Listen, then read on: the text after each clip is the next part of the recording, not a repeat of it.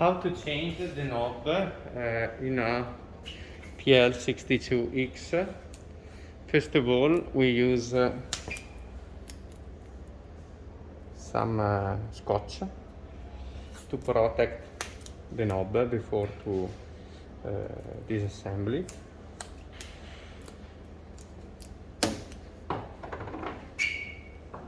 Now I have to use a small, very small cut screwdriver, and I have to remove. You can, in this case was faster, but sometimes you have to do this in 3 or 4 times, and be careful to not damage the wood. Now you have this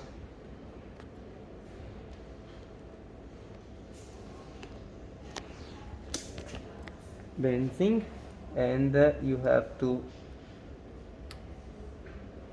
do this very slowly to not damage it.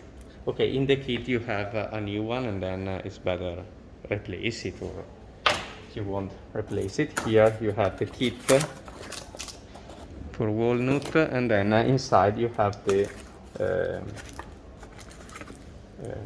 2 new one if you need it. Unscrew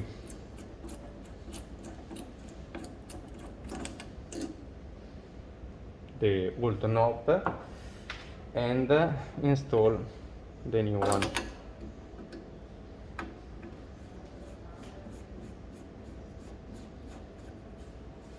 Do 3 or 4 times in this way, because when it's new, the thread can be not free. Do this sometimes this.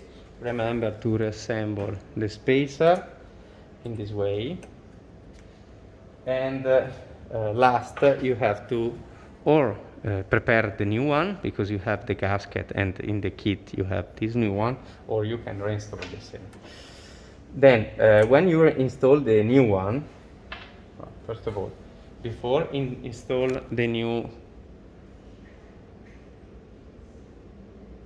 of this, install the new one.